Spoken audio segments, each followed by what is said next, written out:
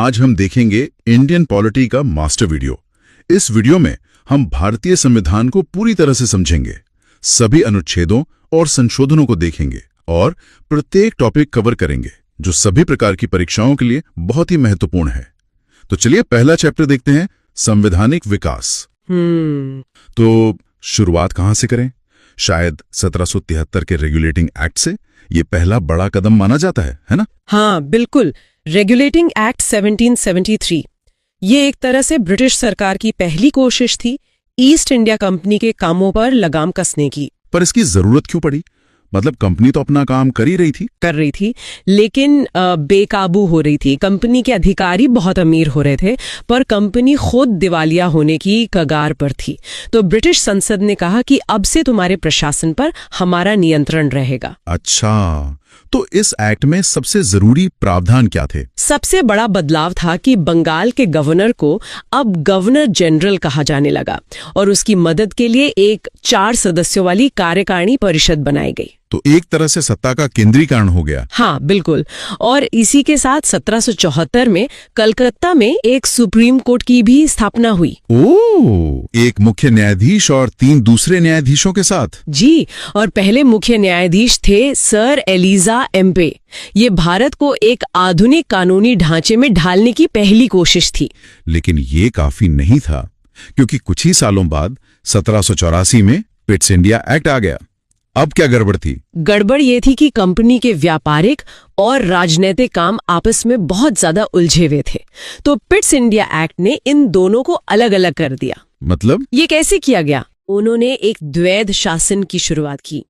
व्यापारिक मामलों के लिए कंपनी का पुराना निर्देशक बोर्ड यानी कोर्ट ऑफ डायरेक्टर्स था, और राजनीतिक मामलों जैसे सेना और विदेशी संबंधों के लिए एक नया सरकारी बोर्ड बनाया गया जिसे नियंत्रण बोर्ड या बोर्ड ऑफ कंट्रोल कहते थे। एक मिनट, मतलब एक ही कंपनी के 2 बॉस? ये तो बड़ा कंफ्यूजिंग लगता है। था तो कंफ्यूजिंग, पर यहाँ एक बहुत बड़ा सांकेतिक बदलाव हुआ। इसी एक्ट में पहली बार कंपनी के अधीन भारतीय इलाकों को ब्रिटिश आधिपत्य क्षेत्र कहा गया। वाह, मतलब ये साफ ऐलान था कि ये जमीन अब ब्रिटिश साम्राज्य की है, किसी कंपनी की नहीं। एकदम। इसके बाद चार्टर एक्ट्स का दौर शुरू होता है। 1813 का एक्ट भी काफी महत्वपूर्ण था। हाँ, उसमें तो कंपनी के व्यापारिक एकाधिकार को लगभग खत्म ही कर दिया गया था। बिल्कुल, चीन और चाय के व्यापार को छोड़कर। बिल्कुल। अब ब्रिटेन की दूसरी कंपनियां भी भारत में व्यापार कर सकती थी। और इसी में ईसाई मिशनरियों को भी भारत आने की इजाजत मिली थी, है ना, धर्म प्रचार के लिए। जी। और एक और बड़ी बात हुई, भारतीयों की शिक्षा के लिए पहली बार सालाना 1 लाख रुपए खर्च करने का प्रावधान किया गया। 1 लाख रुपए उस समय के हिसाब से तो ये काफी बड़ी रकम होगी। हाँ, ये एक बड़ा कदम था। फिर 20 साल बाद आया चार्टर एक्ट 1833। इसने तो केंद्रीकरण को बिल्कुल चरम पर पहुंचा दिया। अच्छा, वो कैसे? इस एक्ट ने बंगाल के गवर्नर जनरल को संपूर्ण भारत का गवर्नर जनरल बना दिया। और भारत के पहले गवर्नर जनरल थे लॉर्ड विलियम बेंटिक। सही कहा। सारी नागरिक और सैन्य शक्तियां अब एक ही व्यक्ति के हाथ में थीं।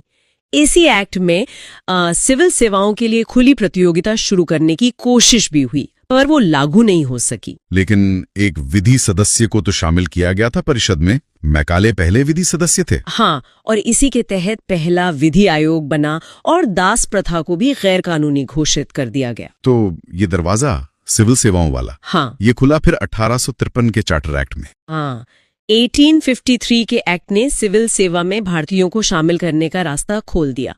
पर इसका सबसे बड़ा योगदान था एक विधान परिषद की स्थापना करना, 12 सदस्यों वाली। मतलब एक छोटी संसद जैसी कोई चीज। एक तरह से इसका मुख्य काम देश के लिए कानून बनाना था, और इसमें पहली बार क्षेत्रीय प्रतिनिधित्व का सिद्धांत भी लागू हुआ। और फिर सब कुछ बदल गया। 1857 की क्रांति।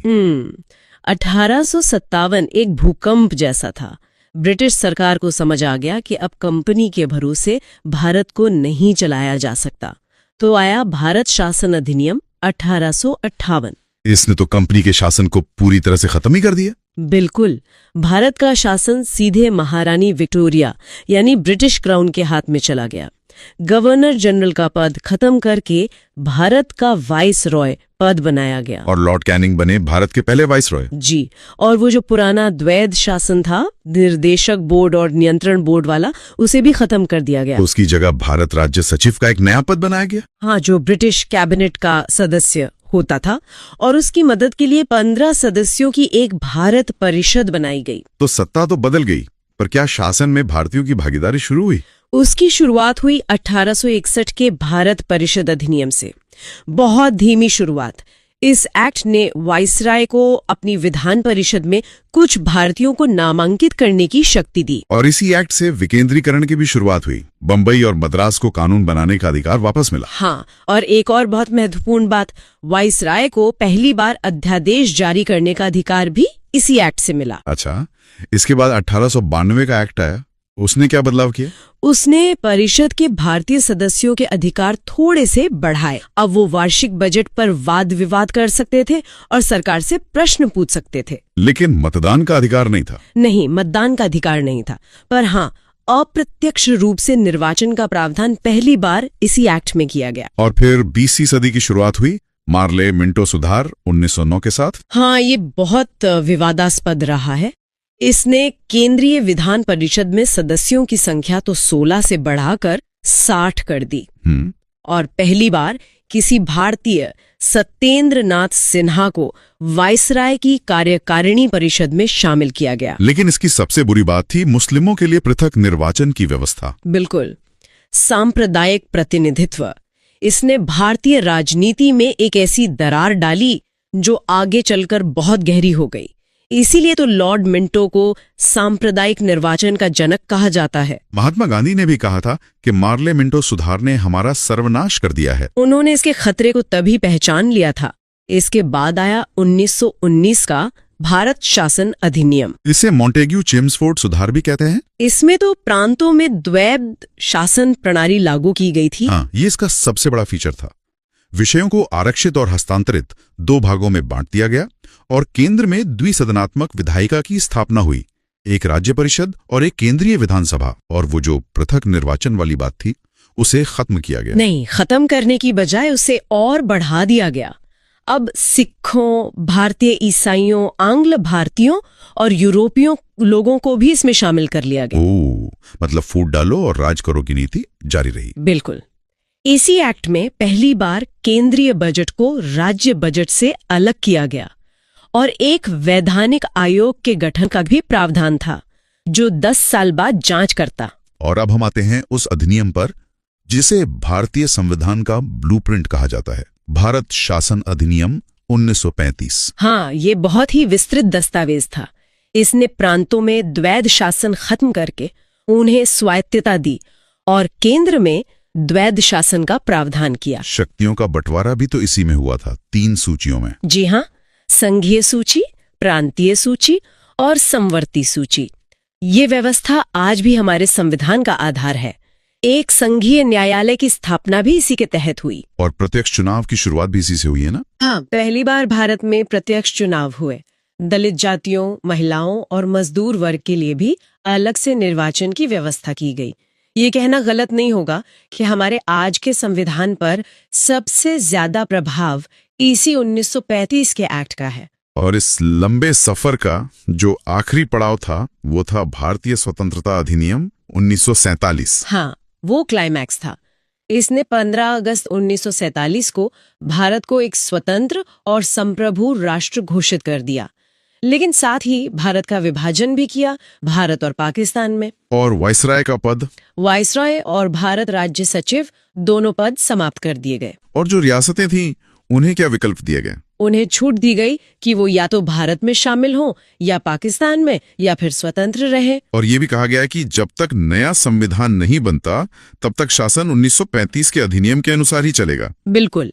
तो इस तरह एक ट्रेडिंग कंपनी को नियंत्रित करने के कानून से शुरू हुई कहानी दुनिया के सबसे बड़े लोकतंत्र के संविधान की नींव बन गई। तो चलिए अब अगला चैप्टर देखते हैं, संविधान सभा का गठन और प्रमुख समितियां। तो एक भारतीय संविधान का विचार ये आया कहां से? मतलब क्या ये अचानक से 1947 में हुआ? नहीं, बिल्कुल नहीं। इसकी जड़ें आप कह सकते हैं बहुत गहरी हैं। अगर हम देखें तो सबसे पहली एक झलक जो है वो 1895 में मिलती है। 1895? हाँ, जब बाल गंगाधर तिलक जी ने अपने स्वराज विधेयक में इसकी बात की थी। ये एक अनौपचारिक कोशिश थी, लेकिन एक सपना था कि भारत के नियम भारतीय ही बनाएं। और फिर इस सपने को आवाज मिली गांधी जी से, है ना? बिल्कुल। 1922 में महात्मा गांधी ने साफ कहा कि भारत का संविधान अंग्रेजों की देन नहीं बल्कि भारतीयों की मर्जी का नतीजा होना चाहिए। लेकिन ये सब अभी तक भावनाएं थीं। हाँ, एक राजनीतिक मांग नहीं थी। इसको एक ठोस राजनीतिक विचार का रूप दिया 1934 में एम.एन. रॉय ने। अच्छा, एम.एन. रॉय ने। जी, उन्होंने पहली बार साफ साफ कहा कि भारत का संविधान बनाने के लिए एक संविधान सभा होनी चाहिए। और यहीं से कांग्रेस ने इस विचार को अपना लिया। हाँ, एम.एन. रॉय के विचार के ठीक एक साल बाद मतलब 1935 में कांग्रेस ने इसे अपनी आधिकारिक मांग बना लिया। अब यह सिर्फ एक विचार नहीं था, ये भारत के स्वतंत्रता संग्राम का एक अहम लक्ष्य बन गया था। तो जब भारतीयों की मांग जोर पकड़ने लगी तो ब्रिटिश सरकार का क्या रवैया था? जाहिर है वो आसानी से तो मानने वाले नहीं थे। बिल्कुल नहीं। उन्होंने कुछ प्रस्ताव दिए, पर हर प्रस्ताव में कोई ना कोई पेंच होता था। पहला बड़ा प्रस्ताव था 1940 का अगस्त प्रस्ताव। अगस्त प्रस्ताव? हाँ, उस समय वॉयसराय थे लॉर्ड लिनलिथ को। उन्होंने कहा कि ठीक है, हम भारत को डोमिनियन स्टेट का दर्जा दे देंगे। एक मिनट, ये डोमिनियन स्टेट क्या होता है? ये पूरी तरह आजादी से अलग कैसे है? ये बहुत ही जरूरी सवाल है। देखिए, संप्रभु राष्ट्र मतलब सॉवरेन नेशन जैसे आज भारत है, अपने आंतरिक और बाहरी हर तरह के फैसले लेने के लिए आजाद है। हमारा अपना राष्ट्र प्रमुख है, राष्ट्रपति। बिल्कुल। लेकिन डोमिनियन स्टेट में देश अंदरूनी मामलों में तो आजाद होता है, पर देश का मुखिया ब्रिटेन का सम्राट ही होता। अच्छा, मतलब नाम की लगाम फिर भी लंदन के हाथ में ही रहती। हाँ, इसीलिए भारतीयों ने इसे अस्वीकार कर दिया।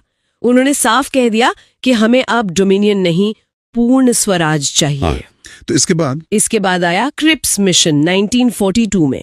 अध्यक्ष थे स्टैफर्ड क्रिप्स। इसमें भी डोमिनियन स्टेट की ही बात थी? हाँ, वो बात तो दोहराई गई, लेकिन एक नई और बहुत ही खतरनाक शर्त जोड़ दी गई। वो क्या थी? शर्त ये थी कि संविधान सभा जो भी संविधान बनाएगी, अगर कोई प्रांत या रियासत उसे मानना न चाहे तो वो आजाद है। अरे, मतलब वो संविधान को ठुकरा कर अपना अलग वजूद बना सकता है। बिल्कुल, और यही वो पेंच था जिसकी वजह से इसे भी अस्वीकार कर दिया गया। ये तो भारत के कई टुकड़े करने जैसा था। सही बात है, ये तो फूट डालो और राज करो वाली नीति का ही एक नया रूप था। एकदम। इसके बाद 1945 में वेवेल योजना आई, जिसमें भी कुछ सुधारों की बात थी, पर पूर्ण स्वतंत्रता का कोई ठोस वादा नहीं था। तो आखिर वो कौन सा मोड़ था जब ये तय हो गया कि भारत अपनी संविधान सभा बनाएगा? वो मोड़ आया 1946 में कैबिनेट मिशन के साथ। Cabinet mission? जी, तब तक ब्रिटेन में सरकार बदल चुकी थी, लेबर पार्टी सत्ता में थी। उन्होंने अपने 3 कैबिनेट मंत्रियों को भारत भेजा, Lord Pethick Lawrence, sir Stafford Cripps और ए.वी. अलेक्जेंडर। और इसी मिशन के प्रस्ताव के आधार पर भारत की संविधान सभा हकीकत बनी। बिल्कुल। इसमें 3 बहुत साफ बातें थीं। पहली, भारत एक संघ होगा। दूसरी, इस संघ का संविधान बनाने के लिए एक संविधान सभा बनाई जाएगी। और तीसरी, एक अंतरिम सरकार बनेगी। और सबसे बड़ी बात ये थी कि इस मिशन ने मुस्लिम लीग की अलग पाकिस्तान बनाने की मांग को उस समय के लिए ठुकरा दिया था। अच्छा, तो यहीं से संविधान सभा की रूपरेखा तय हुई। इसमें कितने सदस्य होने थे और वो कैसे चुने जाने थे? इन्हें 2 हिस्सों में बांटा गया था। 296 सदस्य ब्रिटिश भारत से और 93 सदस्य देसी रियासतों से। अच्छा, तो ब्रिटिश भारत के 296 और रियासतों से 93? जी, और इन 296 सीटों को भी बांटा गया था 292 ब्रिटिश प्रांतों से और 4 कमिश्नरी क्षेत्रों से। कमिश्नरी क्षेत्र? वो कौन कौन से थे?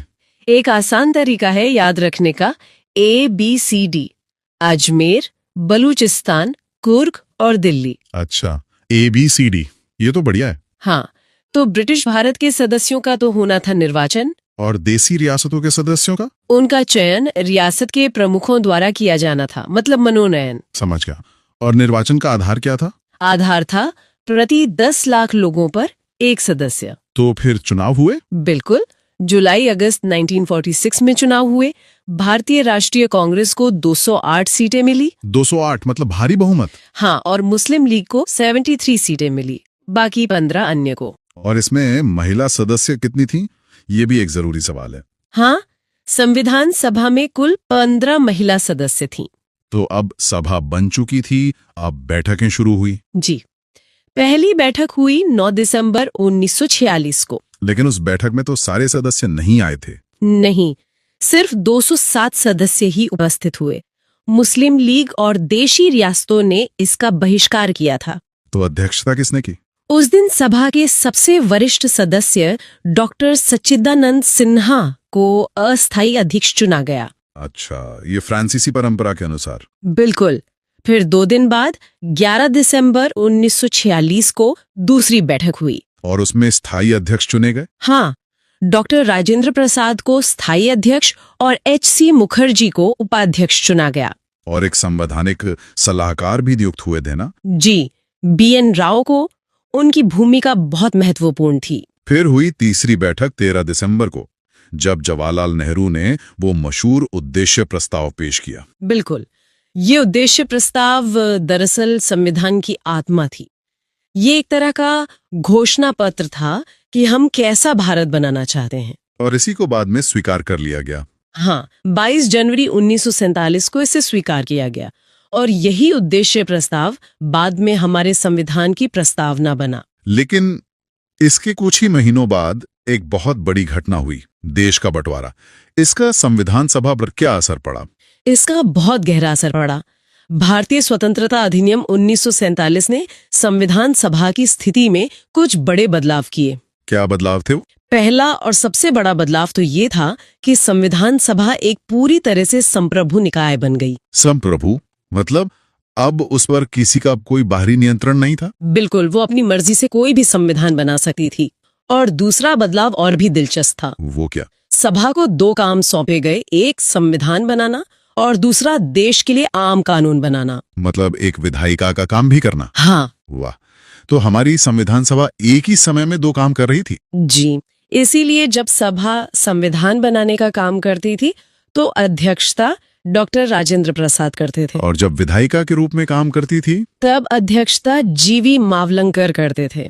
इसीलिए संविधान सभा को स्वतंत्र भारत की पहली संसद भी कहा जाता है। जाहिर है बंटवारे के बाद सदस्यों की संख्या भी घट गई होगी। हाँ, जो सदस्य पाकिस्तान के इलाकों से आते थे वो अब सभा का हिस्सा नहीं रहे, तो कुल संख्या 389 से घटकर 299 रह गई। 299? जी, जिसमें से 229 प्रांतों से थे और 70 देशी रियासतों से।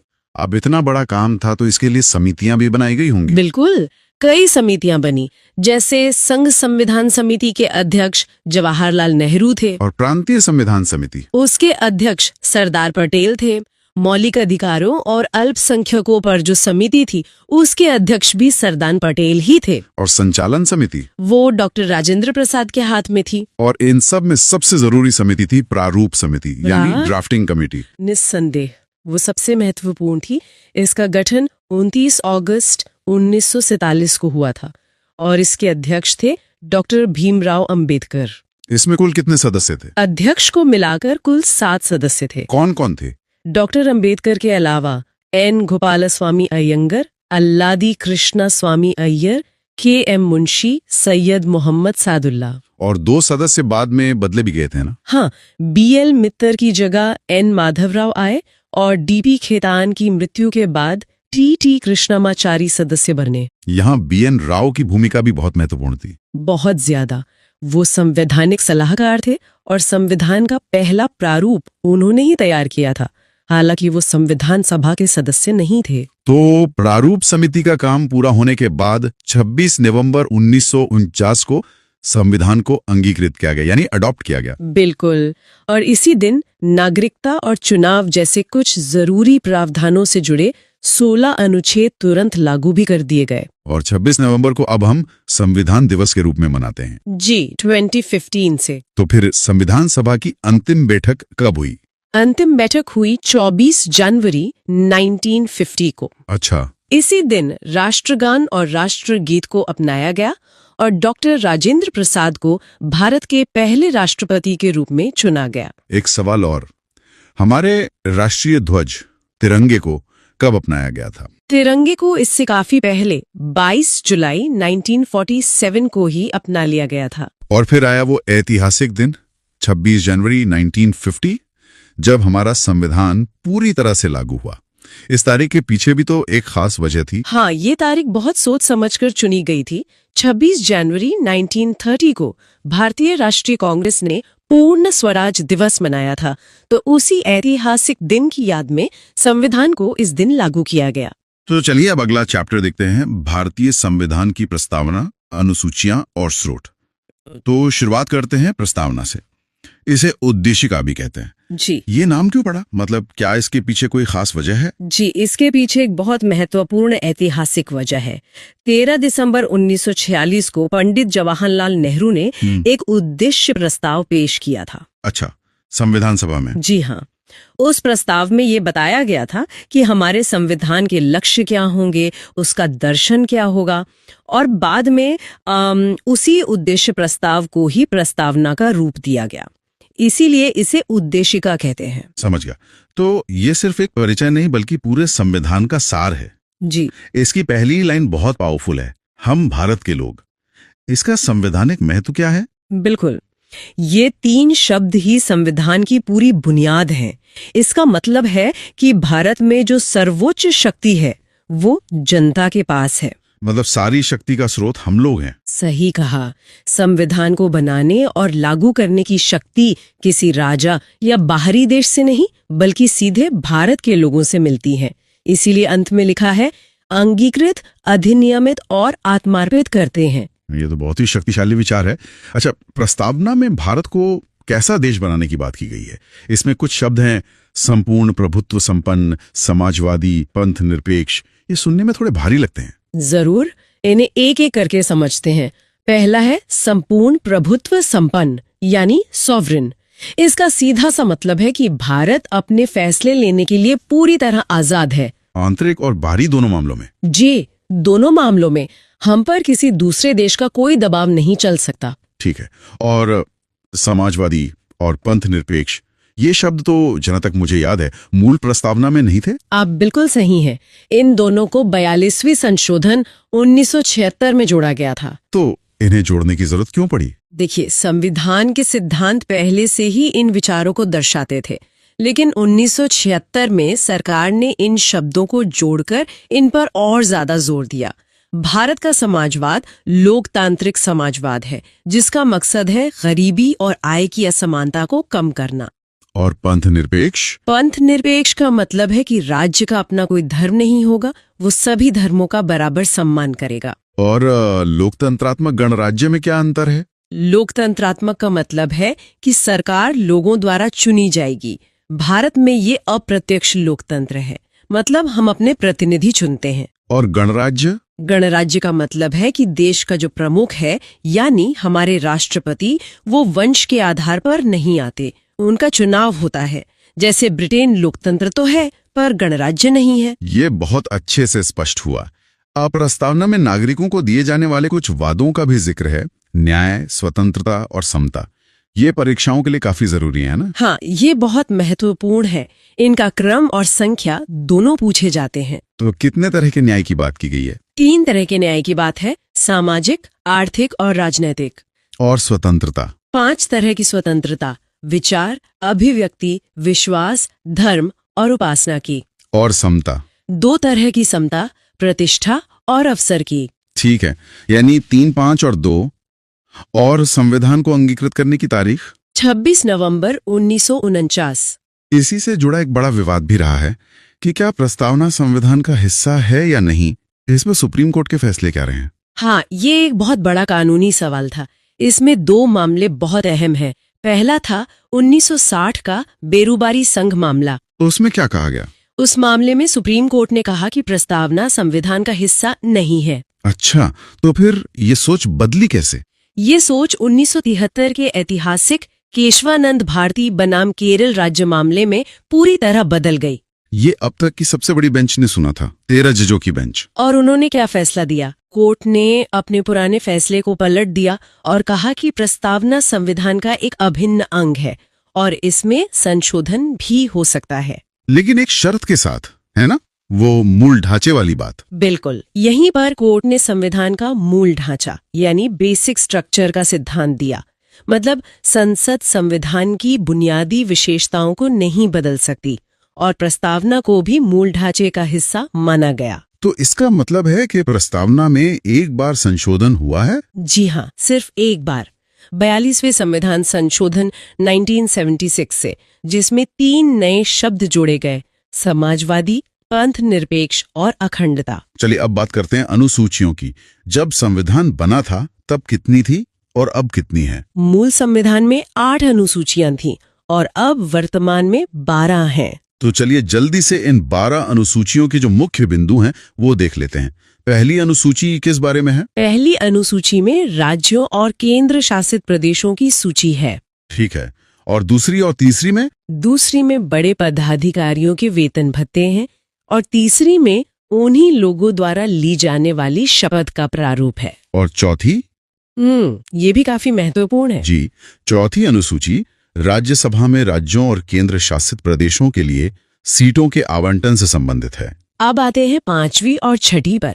इनमें क्या फर्क है? 5वीं अनुसूची देश के अनुसूचित क्षेत्रों और अनुसूचित जनजातियों के प्रशासन से जुड़ी है, लेकिन 6ठी अनुसूची सिर्फ 4 राज्यों के लिए है: असम, मेघालय, त्रिपुरा और मिजोरम। अच्छा, सिर्फ इन 4 राज्यों के जनजातीय क्षेत्र के प्रशासन के लिए? जी, उनके लिए विशेष प्रावधान है। अब 7वीं अनुसूची, जिसमें शक्तियों का बंटवारा है। हाँ, 7वीं अनुसूची में केंद्र और राज्यों के बीच शक्तियों का बंटवारा 3 सूचियों में है: संघ सूची, राज्य सूची और समवर्ती सूची। और 8वीं अनुसूची? 8वीं अनुसूची में संविधान द्वारा मान्यता प्राप्त 22 भाषाएं हैं।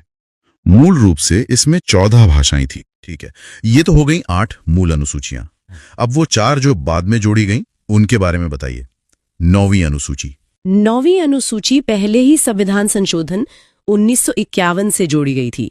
ये भूमि सुधार कानूनों से संबंधित है। और 10वीं, जिसे दल बदल कानून भी कहते हैं? सही। 10वीं अनुसूची 52वें संशोधन 1985 द्वारा जोड़ी गई। ये दल बदल विरोधी कानून के बारे में है। और आखिरी 2, 11वीं और 12वीं? 11वीं अनुसूची पंचायती राज की शक्तियों के बारे में है, जो 73 में संशोधन से आई। और 12वीं अनुसूची नगर पालिकाओं की शक्तियों के बारे में है, जिसे 74 में संशोधन से जोड़ा गया। बहुत बढ़िया। चलिए अब हमारे आखिरी हिस्से पर आते हैं, संविधान के स्रोत। कहा जाता है कि हमने कई देशों से प्रेरणा ली है। जी, दुनिया भर के संविधानों का अध्ययन करके जो सबसे अच्छी बातें थीं, उन्हें भारतीय परिस्थितियों के हिसाब से अपनाया गया। तो सबसे पहले ब्रिटेन और अमेरिका, इन 2 बड़े देशों से हमने क्या लिया? ब्रिटेन से हमने अपनी पूरी संसदीय शासन प्रणाली ली है, कानून का शासन और एकल नागरिकता भी वहीं से ली गई है। और अमेरिका से? अमेरिका से हमने सबसे महत्वपूर्ण चीज ली है, मौलिक अधिकार। इसके अलावा न्यायपालिका की स्वतंत्रता, न्यायिक समीक्षा और राष्ट्रपति पर महाभियोग की प्रक्रिया भी अमेरिका से प्रेरित है। और आयरलैंड के बारे में क्या? नीति निर्देशक सिद्धांत वहीं से है ना? बिल्कुल, आयरलैंड से हमने राज्य के नीति निर्देशक सिद्धांत लिए हैं और साथ ही राष्ट्रपति के चुनाव की प्रक्रिया भी। हमारा जो संघीय ढांचा है वो किस देश जैसा है? हमारा संघीय ढांचा कनाडा जैसा है, मतलब एक मजबूत केंद्र के साथ वाला संघ। केंद्र द्वारा राज्यों में राज्यपालों की नियुक्ति का प्रावधान भी वहीं से लिया गया है। अच्छा, और समवर्ती सूची का विचार? समवर्ती सूची का विचार और संसद के दोनों सदनों की संयुक्त बैठक का प्रावधान, ये दोनों ऑस्ट्रेलिया से लिए गए हैं। आपातकाल के दौरान मौलिक अधिकारों का निलंबन, ये कहां से लिया गया? ये प्रावधान हमने जर्मनी के वाइमर संविधान से लिया है। और संविधान संशोधन की प्रक्रिया? वो हमने दक्षिण अफ्रीका के संविधान से सीखी है और राज्यसभा के सदस्यों का चुनाव भी। हमारे मूल कर्तव्य और प्रस्तावना में जो न्याय का आदर्श है उसके बारे में क्या? मूल कर्तव्य हमने सोवियत संघ यानी आज के रूस से लिए हैं और प्रस्तावना में जो सामाजिक, आर्थिक और राजनीतिक न्याय का आदर्श है वो भी वहीं से प्रेरित है। और आखिर में प्रस्तावना के 3 सबसे खूबसूरत शब्द: स्वतंत्रता, समता और बंधुत्व। ये तीनों आदर्श हमने फ्रांस की क्रांति से लिए हैं। इसके साथ ही हमारा गणतंत्रात्मक ढांचा भी फ्रांस से ही प्रेरित है। तो चलिए अब अगला चैप्टर देखते हैं, संघ और उसका राज्य क्षेत्र। हाँ, भारतीय संविधान का भाग 1। इसमें अनुच्छेद 1 से 4 तक हैं। और ये अनुच्छेद मतलब ये सिर्फ कानून नहीं है, ये बताते हैं कि भारत क्या है और इसकी सीमाओं को कैसे बदला जा सकता है। तो फिर शुरू करते हैं अनुच्छेद 1 से। इसमें भारत के नाम और इसकी प्रकृति के बारे में क्या कहा गया है? देखिए, अनुच्छेद 1 में देश के 2 नाम बताए गए हैं, भारत और इंडिया। अच्छा, दोनों ही? हाँ, संविधान सभा में इस पर काफी बहस हुई थी, तो अंत में दोनों नामों को स्वीकार कर लिया गया। और सबसे जरूरी बात जो इसमें कही गई है, सबसे महत्वपूर्ण बात है, भारत राज्यों का एक संघ है, यूनियन। ये जो यूनियन शब्द है ना, ये बहुत सोच समझ कर चुना गया था। ये अमेरिका जैसे फेडरेशन से अलग है ना? बिल्कुल अलग है। अमेरिका में क्या है कि राज्य एक समझौते के तहत साथ आए हैं, वो एक फेडरेशन है। तो सैद्धांतिक रूप से वो अलग हो सकते हैं? हाँ, सैद्धांतिक रूप से। लेकिन भारत में राज्य किसी समझौते का परिणाम नहीं है और उन्हें देश से अलग होने का कोई अधिकार नहीं है। मतलब भारत एक अखंड इकाई है। बिल्कुल, यूनियन शब्द यही दिखाता है। और इसी अनुच्छेद 1 के हिसाब से भारतीय क्षेत्र को 3 श्रेणियों में बांटा गया है। कौन कौन सी? 1 राज्यों के क्षेत्र, 2 केंद्र शासित प्रदेश यानी यूटीज, और तीसरा ऐसे क्षेत्र जिन्हें भारत सरकार द्वारा कभी भी अधिग्रहित किया जा सकता है। अच्छा, मतलब अर्जित क्षेत्र। ठीक है। तो अगर भारत को किसी बाहरी क्षेत्र को अपने में शामिल करना हो तो उसकी क्या प्रक्रिया है? उसके लिए है अनुच्छेद 2। ये शक्ति संसद को दी गई है। तो संसद कानून बनाकर ऐसा कर सकती है? हाँ, संसद कानून बनाकर किसी भी विदेशी राज्य या क्षेत्र को भारत संघ में शामिल कर सकती है। बस इसके लिए राष्ट्रपति की पूर्वानुमति जरूरी है। इसका कोई अच्छा उदाहरण? सबसे अच्छा उदाहरण है सिक्किम का। हाँ, सिक्किम का मामला तो काफी दिलचस्प था। बहुत। पहले वहां चौग्योल वंश का शासन था। 1974 में 35वें संविधान संशोधन के जरिए सिक्किम को भारत का सह राज्य बनाया गया। एक एसोसिएट स्टेट। एक नई कैटेगरी बना दी। हाँ। और इसके लिए संविधान में एक नया अनुच्छेद 2A भी जोड़ा गया। लेकिन वो ज्यादा चला नहीं है ना? नहीं, 1 साल बाद ही 1975 में 36वां संविधान संशोधन करना पड़ा। और उससे क्या हुआ? उससे अनुच्छेद 2A को खत्म कर दिया गया और सिक्किम को भारत का 22वां पूर्ण राज्य बना दिया गया। 1 मिनट, तो राज्य बनाने के लिए संविधान संशोधन करना पड़ा? नहीं, ये एक बहुत अच्छा सवाल है। संशोधन सह राज्य की जो नई अवधारणा थी उसे जोड़ने और फिर हटाने के लिए किया गया था। नए राज्य का गठन या प्रवेश वो साधारण बहुमत से हो सकता है। अच्छा, इस पर हम आगे बात करेंगे। अब आते हैं देश के अंदर। अगर देश के भीतर ही किसी राज्य की सीमा बदलनी हो या एक राज्य से नया राज्य बनाना हो तो? ये अधिकार संसद को अनुच्छेद 3 के तहत मिला है। तो संसद क्या क्या कर सकती है? संसद किसी भी राज्य का क्षेत्र बढ़ा या घटा सकती है, सीमा बदल सकती है या यहाँ तक कि नाम भी बदल सकती है। और इसकी प्रक्रिया क्या है? इसकी प्रक्रिया भी सीधी है। इसके लिए भी राष्ट्रपति की पूर्वानुमति जरूरी है। और राज्य की क्या भूमिका है इसमें? राष्ट्रपति इस विधेयक को संबंधित राज्य के विधानमंडल के पास उनकी राय जानने के लिए भेजते हैं। लेकिन क्या वो राय माननी जरूरी है? नहीं, यही तो खास बात है। संसद राज्य विधानमंडल की राय मानने के लिए बाध्य नहीं है। अच्छा, इसका कोई उदाहरण? बिल्कुल। 9 नवंबर 2000 को उत्तर प्रदेश से उत्तराखंड का जो निर्माण हुआ वो इसी अनुच्छेद के तहत हुआ था। तो एक बहुत जरूरी सवाल उठता है, क्या अनुच्छेद 3 का उपयोग करके भारत अपनी जमीन किसी दूसरे देश को दे सकता है? ये एक बहुत ही महत्वपूर्ण सवाल है और इसका जवाब हमें मिला बेरुबारी संघवाद केस 1960 में। तो सुप्रीम कोर्ट ने क्या कहा? सुप्रीम कोर्ट ने कहा कि अनुच्छेद 3 सिर्फ देश के आंतरिक समायोजन के लिए है, मतलब अंदरूनी फेरबदल के लिए। आप अपनी जमीन किसी और को नहीं दे सकते। बिल्कुल। अगर भारत का कोई क्षेत्र किसी दूसरे देश को सौंपना है तो उसके लिए अनुच्छेद 368 के तहत संविधान में संशोधन करना अनिवार्य है। अच्छा, मतलब वो एक बड़ा कदम माना जाएगा। हाँ, इसीलिए बेरुबारी को पाकिस्तान को देने के लिए 9वां संविधान संशोधन करना पड़ा था। और अभी 2015 में बांग्लादेश के साथ जो भूमि हस्तांतरण हुआ उसके लिए 100वां संविधान संशोधन किया गया। तो एक तरफ उत्तराखंड बनाने के लिए कोई संशोधन नहीं हुआ, लेकिन बेरुबारी देने के लिए हुआ। ये थोड़ा उलझाने वाला है। इसे अनुच्छेद 4 साफ करता है। वो क्या कहता है? उसमें साफ लिखा है कि अनुच्छेद 2 मतलब नए राज्यों का प्रवेश और अनुच्छेद 3 यानी राज्यों का पुनर्गठन, इनके तहत किए गए किसी भी बदलाव को अनुच्छेद 368 के तहत संविधान संशोधन नहीं माना जाएगा। अच्छा, तो इसका मतलब क्या हुआ आम भाषा में? इसका मतलब ये हुआ कि ऐसे कानून साधारण बहुमत से पारित किए जा सकते हैं। साधारण बहुमत मतलब सदन में जितने लोग उपस्थित हैं और मतदान कर रहे हैं उनका 50% +1। और संविधान संशोधन के लिए? उसके लिए विशेष बहुमत चाहिए, यानी उपस्थित सदस्यों का 2/3। वो एक मुश्किल प्रक्रिया है। समझ गई। अब थोड़ा इतिहास में चलते हैं। आजादी के बाद इतनी सारी रियासतों को भारत में कैसे मिलाया गया? ये तो बहुत बड़ा काम रहा होगा। बहुत बड़ा। इसमें सरदार पटेल, वीपी मेनन और माउंटबेटन की बहुत महत्वपूर्ण भूमिका थी। ज्यादातर तो मान गई, पर 3 रियासतों में सबसे ज्यादा मुश्किलें आईं। हैदराबाद, जूनागढ़ और जम्मू एंड कश्मीर। हाँ बिल्कुल। हैदराबाद में ऑपरेशन पोलो, जो एक पुलिस कार्रवाई थी, उसके द्वारा विलय किया गया। और जूनागढ़? जूनागढ़ में जनमत संग्रह मतलब प्लेबिसाइट, उसके माध्यम से विलय हुआ। और जम्मू और कश्मीर में? वहां राजा हरि सिंह ने विलय पत्र पर हस्ताक्षर किए थे, उसके बाद विलय हुआ। ठीक है, तो देश एक हो गया, लेकिन फिर एक नई मांग उठने लगी, भाषा के आधार पर राज्यों की। हाँ, और शुरुआत में सरकार इसके बिल्कुल खिलाफ थी। तो कौन कौन सी समितियां बनी थी इस पर?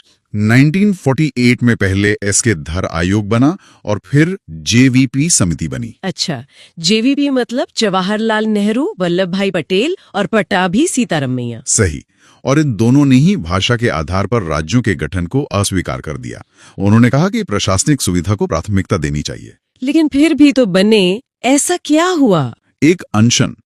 तेलुगु भाषी राज्य की मांग को लेकर पोटी श्री मालुलु ने 56 दिन का अनशन किया और उनकी मृत्यु हो गई। और उसके बाद तो दबाव बहुत बढ़ गया होगा। बहुत ज्यादा। पूरे आंध्र में हिंसा भड़क गई। आखिरकार 1 अक्टूबर 1953 को भाषा के आधार पर पहले राज्य आंध्र प्रदेश का गठन करना पड़ा। और एक बार ये हो गया फिर तो सबने मांग शुरू कर दी। इसी के बाद सरकार ने फजल अली आयोग का गठन किया 1953 में। इसे राज्य पुनर्गठन आयोग भी कहते हैं। तो इस आयोग ने क्या सिफारिश की? इस आयोग ने भाषा को राज्यों के गठन का एक आधार माना। उन्होंने कहा ठीक है, भाषा को आधार बना सकते हैं। लेकिन एक शर्त भी रखी थी शायद। हाँ, उन्होंने एक राज्य एक भाषा के सिद्धांत को खारिज कर दिया। कहा कि देश की एकता सबसे ऊपर है। और फिर इसी आयोग की सिफारिशों के आधार पर राज्य पुनर्गठन अधिनियम 1956 पारित हुआ। ये 7वां संविधान संशोधन था। और इसके तहत क्या हुआ? इसके तहत 1 नवंबर 1956 को 14 राज्य और 6 केंद्र शासित प्रदेश बनाए गए। इसने भारत के नक्शे को मतलब हमेशा के लिए बदल दिया। वाकई ये कहानी सिर्फ संविधान के अनुच्छेदों की नहीं, बल्कि एक राष्ट्र के बनने और लगातार खुद को नया आकार देने की है। इसने सोचने पर मजबूर कर दिया है कि जब संसद इतनी आसानी से राज्यों की सीमाएं बदल सकती है, तो आज के भारत में किसी राज्य की असली पहचान क्या है? उसकी सीमा, उसकी भाषा या उसके लोग? तो चलिए अब अगला चैप्टर देखते हैं, भाग 2, नागरिकता। बिल्कुल। तो संविधान के भाग 2 में नागरिकता का जिक्र है। इसमें अनुच्छेद 5 से लेकर 11 तक शामिल हैं।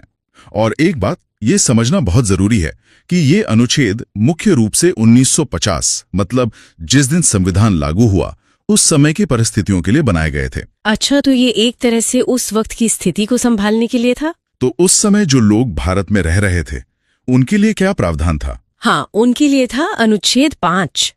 ये कहता था कि जो लोग संविधान की शुरुआत में भारत में रह रहे थे उन्हें नागरिकता के लिए 3 में से सिर्फ एक शर्त पूरी करनी थी। सिर्फ एक? हाँ, सिर्फ एक। पहली कि उनका जन्म भारत में हुआ हो। और अगर ये शर्त पूरी ना हो तो दूसरी शर्त ये थी कि उनके माता पिता में से किसी एक का जन्म भारत में हुआ हो।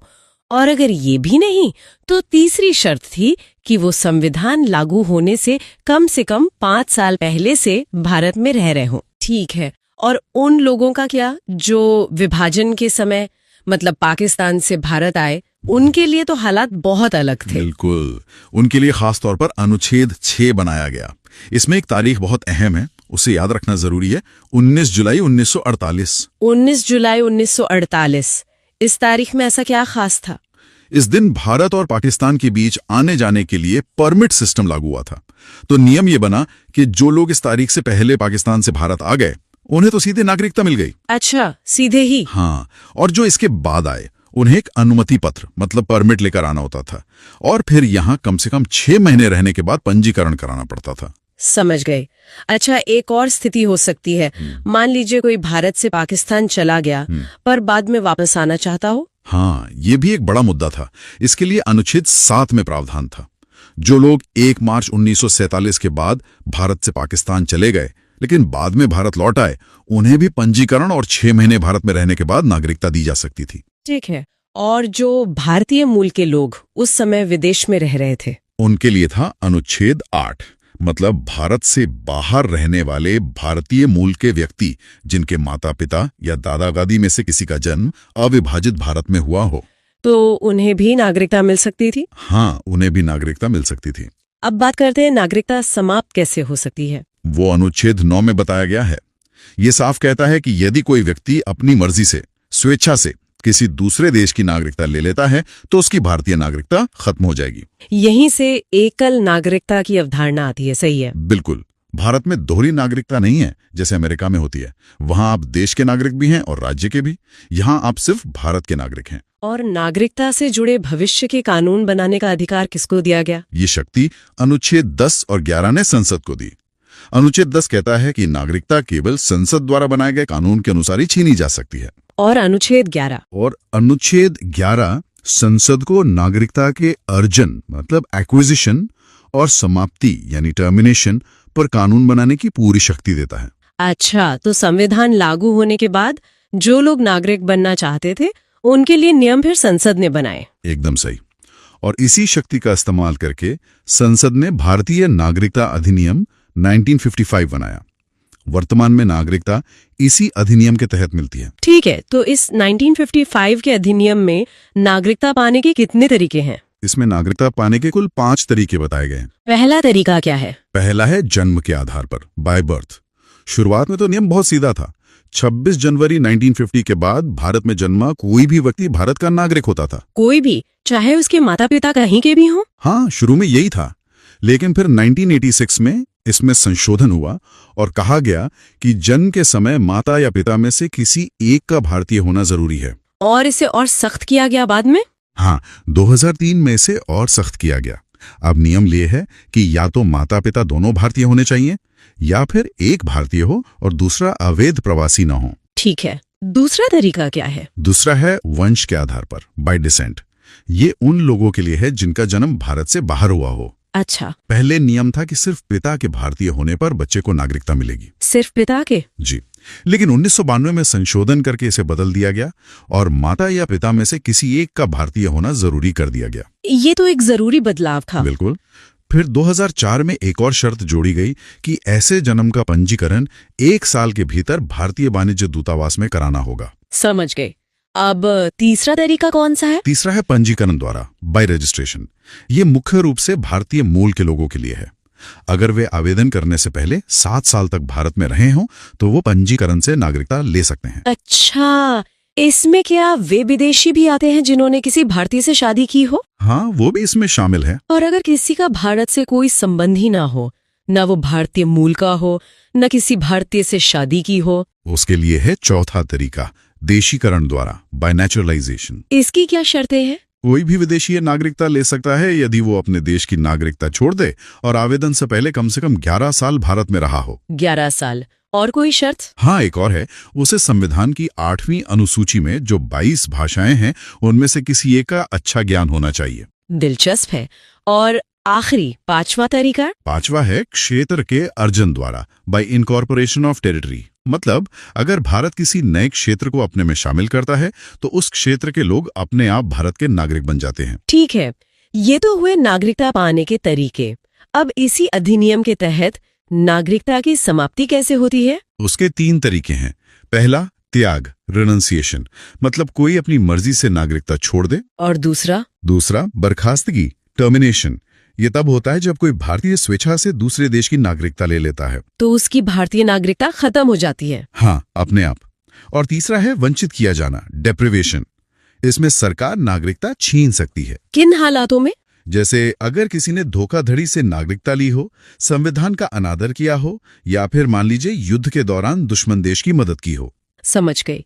अब आते हैं सबसे हाल के संशोधन पर जो काफी चर्चा में भी रहा, नागरिकता संशोधन अधिनियम 2019 यानी CAA। इसके मुख्य बिंदु क्या हैं? जी, नागरिकता संशोधन अधिनियम 2019, जिसे CAA कहते हैं, वो 10 जनवरी 2020 को लागू हुआ। इसका मुख्य उद्देश्य क्या है? ये अधिनियम 3 देशों पाकिस्तान, अफगानिस्तान और बांग्लादेश से आए 6 धार्मिक समुदायों के लोगों को नागरिकता देने का प्रावधान करता है। कौन कौन से समुदाय? हिंदू, सिख, बौद्ध, जैन, पारसी और ईसाई। और इसके लिए शर्तें क्या रखी गई हैं? शर्त यह है कि वे धार्मिक उत्पीड़न के कारण भारत आए हों और 31 दिसंबर 2014 को या उससे पहले भारत में प्रवेश कर चुके हों। अच्छा, 31 दिसंबर 2014 एक कट ऑफ डेट है। हाँ, इस अधिनियम ने इन लोगों के लिए देशीकरण द्वारा नागरिकता पाने की जो अवधि थी 11 साल, उसे घटाकर 5 साल कर दिया है। मतलब प्रक्रिया को तेज कर दिया। बिल्कुल।